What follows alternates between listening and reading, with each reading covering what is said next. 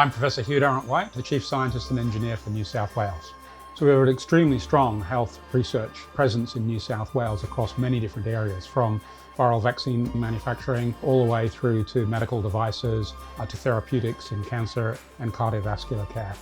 Investment New South Wales has been created really to join together the innovation supply chain, research and development, all the way through investing in small companies, attracting large companies, New South Wales having a global presence, and sticking all of that together to ensure that basically we concierge and we manage the way economic development and jobs are created in New South Wales. All companies in any sector can approach Investment New South Wales, and those will be directed appropriately to the different precincts, different funding arrangements, and different concierge arrangements that the government have for different industries.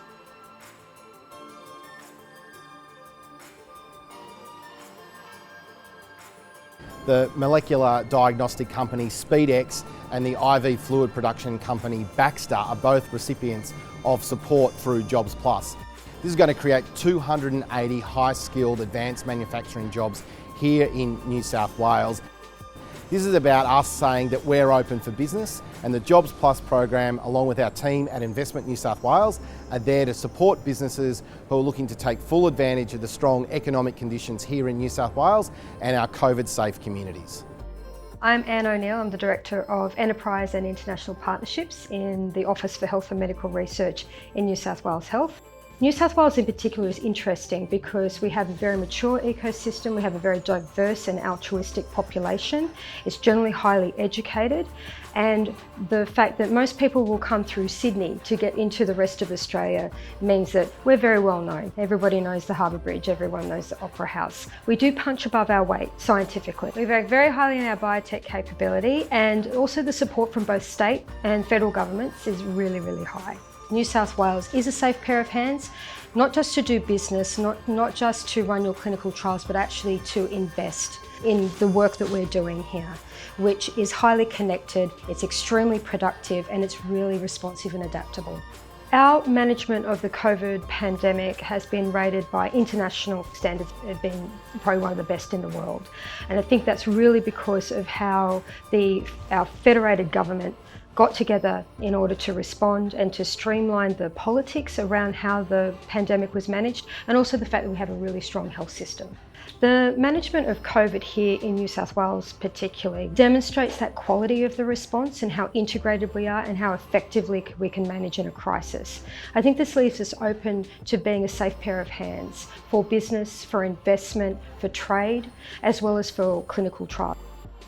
New South Wales has very much a place-based approach to innovation. We've established 3 what are called priority metropolitan precincts. Westmead in particular is based around health and is going to be an important and one of the largest hospital health precincts in the Southern Hemisphere. But in addition to those, there are so-called city-wide precincts, and particularly in the health area, there are precincts including Randwick, the Sydney precinct, Royal North Shore, that are going to specialise in particular types of medical technologies, and indeed they do already, and they are closely partnered with universities in terms of delivering that both as a clinical outcome and as innovation and economic outcomes. The precincts themselves are in some sense one-stop shops. It means that people, for example, with medical device technology can select a precinct with the right skills, with the right infrastructure to allow them to develop and build a market, and also of course to bring their company here and to use that company to actually grow the kind of technologies and deliverables into the health system in New South Wales. So in order to support clinical trials in New South Wales, you need to have an excellent clinical and research workforce, which we do have. We have excellent networked system in itself, but we also have wonderful universities that are internationally ranked. We have independent medical research institutes, as well as our own excellent health system that all play a role in making sure that clinical trials can be run here effectively and efficiently.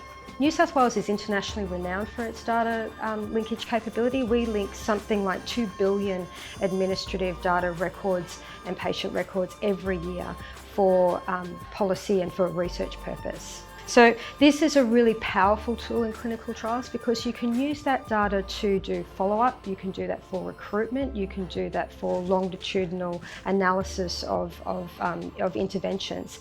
And when you link that to one other really massive asset that we have, which is a statewide population biobank, you link that data to biospecimen samples in the population from statewide population collections all the way through to rare diseases.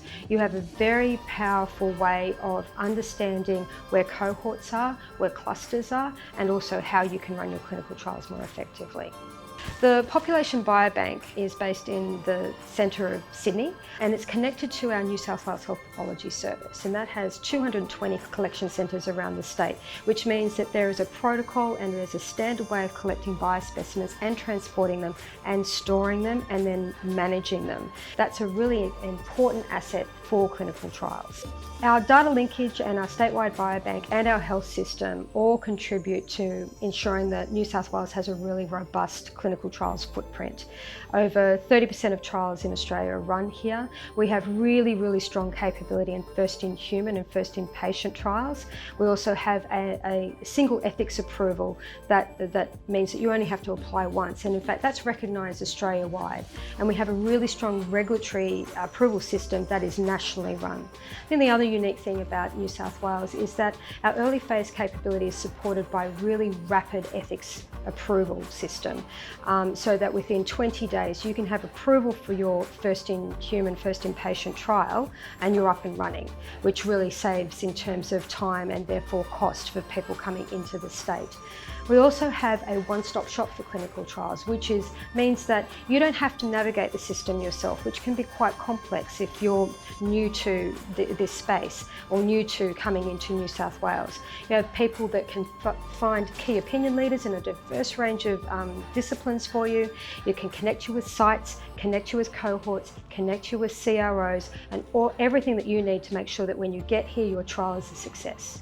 We don't just have dedicated facilities for phase 1 clinical trials. We have that capability across the state, and we have ensured that people are properly accredited to run phase 1 clinical trials, which means that you have a broader range of facilities that you can approach to run your trial.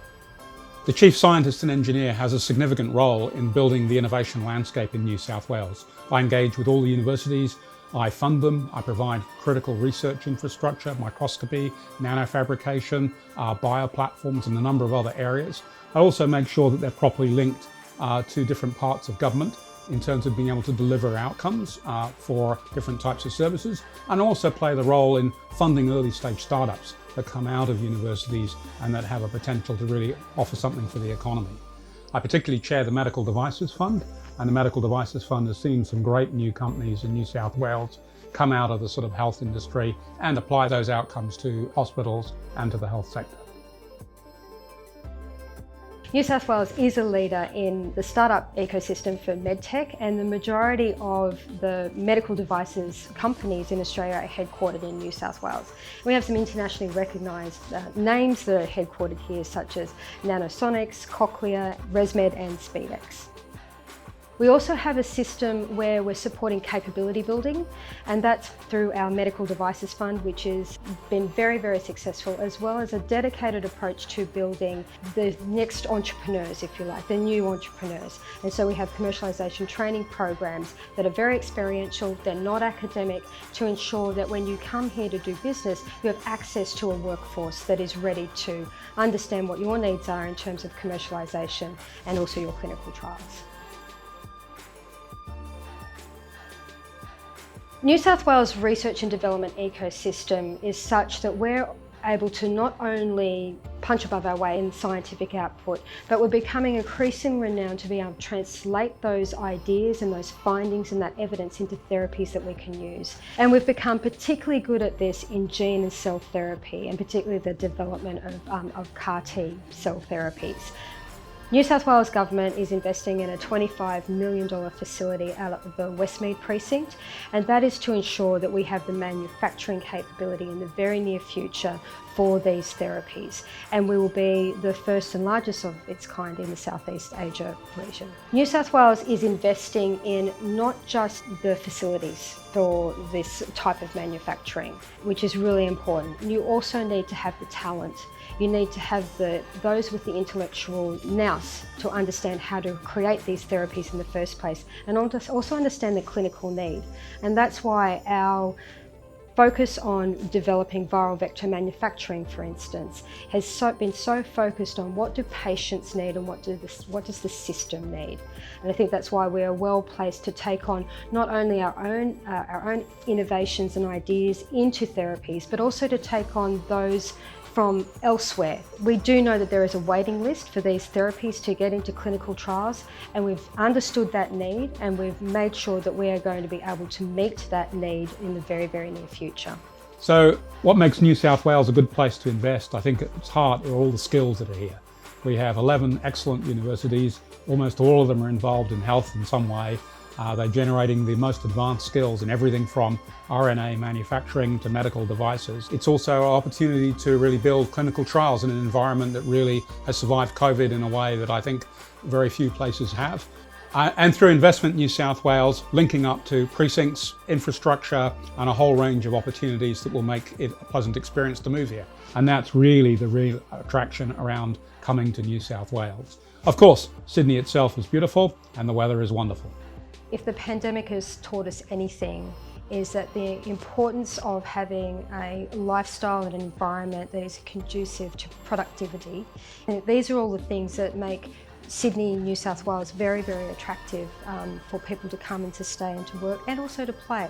We're renowned for not just our beautiful beaches, but now our regional areas. And there's innovation and ability to innovate across our state. You will find that we're very responsive and flexible and adaptable to your business needs. There is an abundance of opportunity here.